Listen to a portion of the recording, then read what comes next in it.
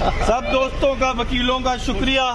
ये जंग आइन, कानून और जमहूर की है और ये जिहाद जारी रहेगा इंशाअल्लाह। जितनी जेलों में भेजना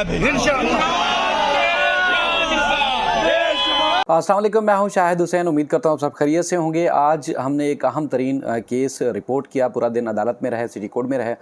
जनाब जो इमरान खान साहब के भांजे हैं हसन नियाज़ी, यानी कि बैरिस्टर हसन नियाज़ी, उनके केस को हम सुबह से फॉलो कर रहे थे। अदालत के अंदर मौजूद रहे, केस के अंदर क्या क्या कार्रवाई रही, उसकी सारी तफसीलात आपके सामने रखूँगा। किस तरह भोंडा और बेबुनियाद किस्म का केस था, वो आपके सामने फैक्ट्स रखूँगा। आप खुद हैरान हो जाएंगे। एक तो आप खबर देखते हैं कि जी अदालत ने मुकदमे से डिस्चार्ज कर दिया और उसके बाद फिर बरी कर दिया, 50,000 रुपये के मचल के जमा कराने का हुक्म दिया।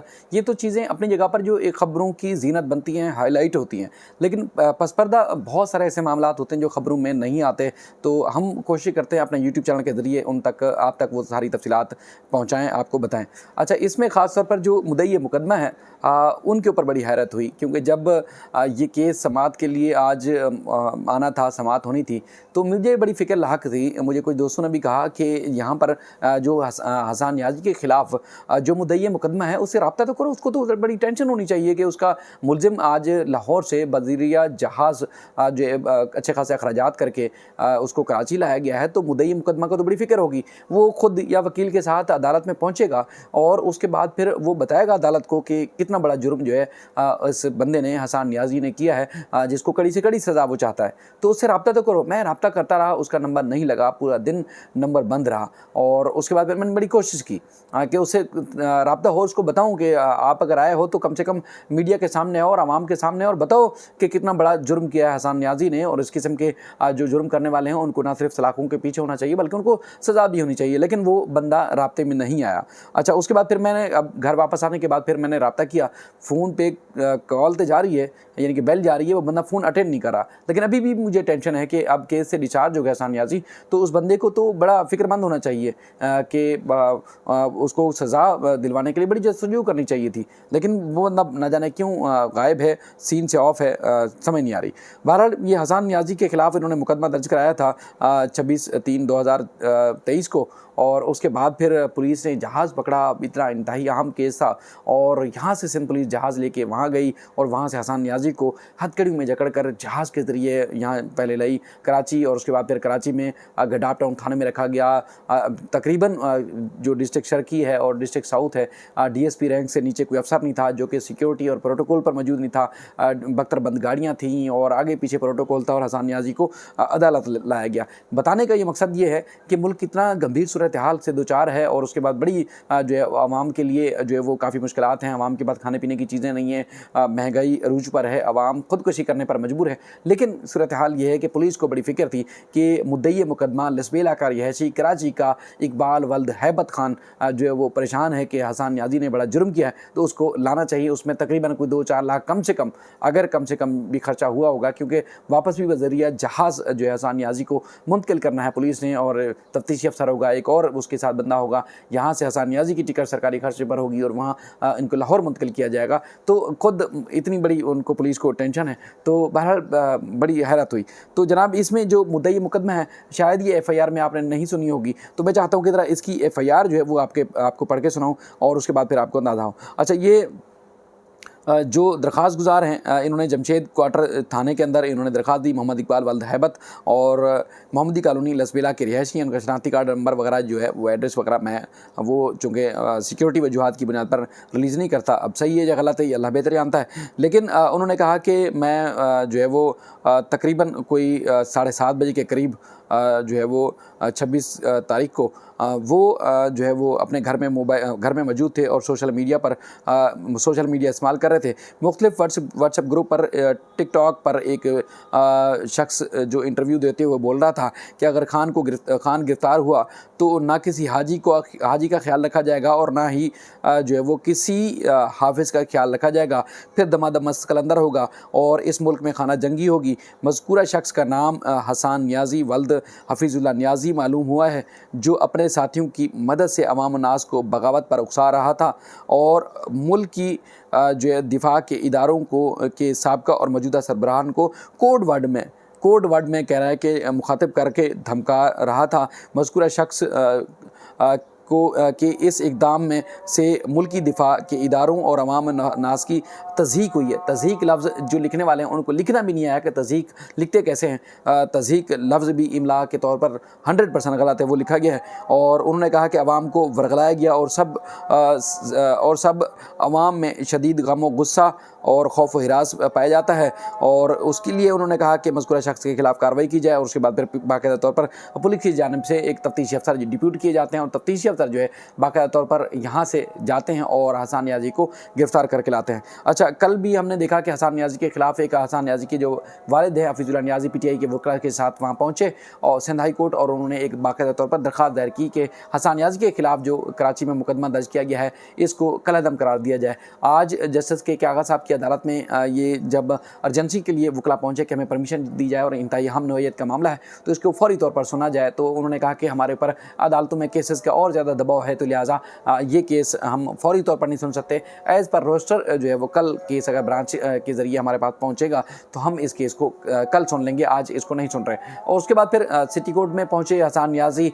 PTI के तकरीबन सिंध की तमाम क़यादत मौजूद थी। हलीम आदिल शेख मौजूद थे, अली जैदी मौजूद थे, खुरम शेर ज़मान थे, और इसके अलावा MPAs MNAs वकला तकरीबन सरकर्दा जो वकला हैं तमाम वकला बड़ी तादाद में मौजूद थे। और उसके बाद फिर इंतज़ार किया जाता रहा। 11:30-12 बजे के करीब जो है वो लेके आए हसन नियाज़ी को बख्तर बंदगाड़ी में, और जज जो है सबकतुल्लाह साहब की अदालत में पेश किया। सबकतुल्लाह साहब की जब अदालत में लाया गया तो वहाँ कमरा अदालत के अंदर जो है वो काफ़ी नारेबाजी हो रही थी, और जो एक पार्टी की नारेबाजी है वकला की जानिब से, तो जज साहब जैसे आए उन्होंने काफ़ी बरहमी का इज़हार किया कि शर्मिंदगी की बात है, आप सब जो है वकला हैं और आप इस तरह की कमरा अदालत के अंदर जो रवैया रखा हुआ है ये मुनासिब नहीं है। तो उसमें वकला ने कहा कि देखें जी, पुलिस की जानिब से एक बैरिस्टर को जो कि कानूनदान है, काले कोर्ट में है, वकील की यूनिफॉर्म में है, उसको जो है वो हथकड़ियों में लाया गया है, तो ये तो हमारे लिए और भी बायस शर्म है, तो इस तरह तो नहीं होना चाहिए।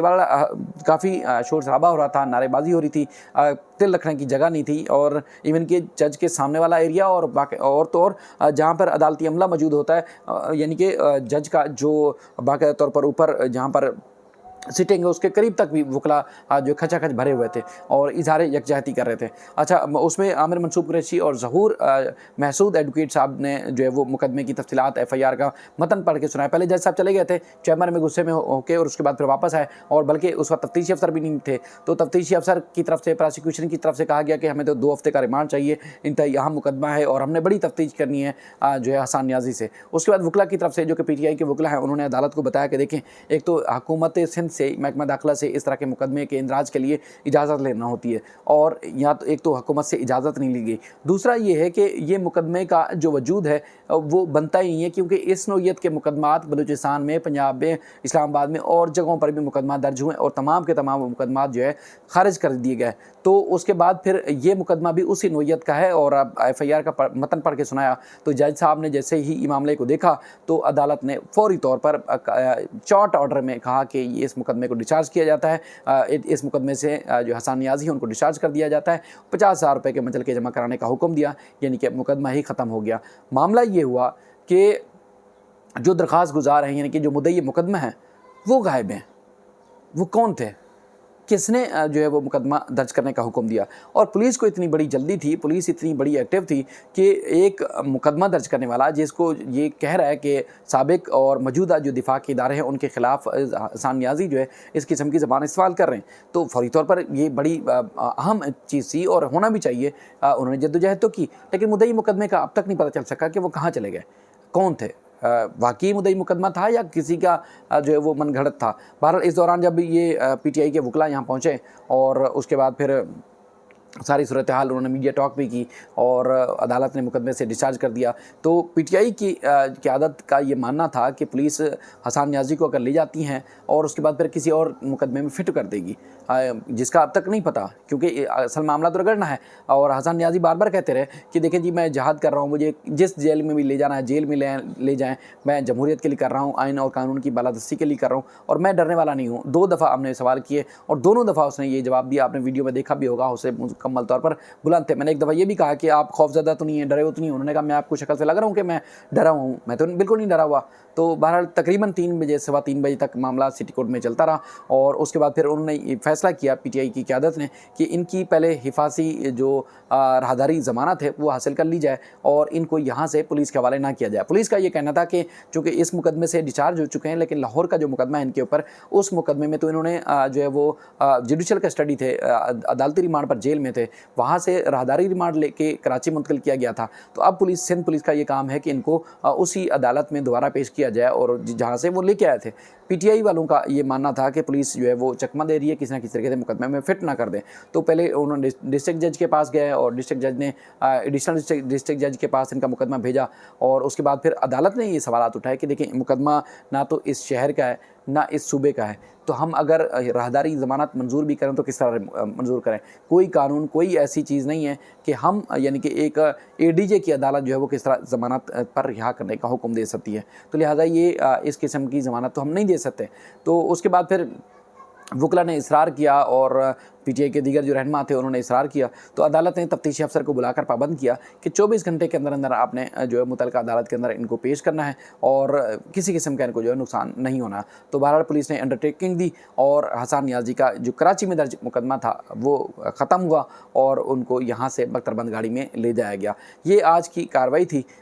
इस तरह के कहने का मकसद ये है कि अगर माजी में मुख्तलिफ जो सियासी जमातें थीं उनके नज़रियों को कुचलने के लिए इस तरह के हथकंडे इस्तेमाल किए जाते रहे और शायद अब भी जारी हों, लेकिन अब पीटीआई की तरफ से मुज़ाहमत जो देखने में आ रही है उससे उम्मीद है कि न सिर्फ मुल्क के इदारे मजबूत होंगे बल्कि अवाम के हकूक़ जो मुख्तलिफ मौक़ों पर सल्ब किए जाते हैं वो भी महफूज होंगे और आइन और कानून की बालादस्ती भी होगी और इससे लगता है बज़ाहिर लगता है जमहूरियत भी मजबूत होगी। लेकिन माजी में जो सियासी जमातें थीं उनके ऊपर ये अगर चीज़ें होती थी, इस किस्म की भोंडे किस्म के मुकदमा दर्ज कर लिए जाते थे तो वो न सिर्फ खौफज़दा होते थे बल्कि उनमें इत्तेहाद भी नज़र नहीं आता था, हर कोई अपनी जान बचाते हुए नज़र आता था। लेकिन अब शायद उनको भी इतराक हो गया हो, लेकिन सूरत हाल काफ़ी तब्दील हो चुकी है। उम्मीद करते हैं अल्लाह ताला हमारे इस मुल्क का, सूबे का, शहर का हामी नासिर होगा। अल्लाह हाफ़िज़।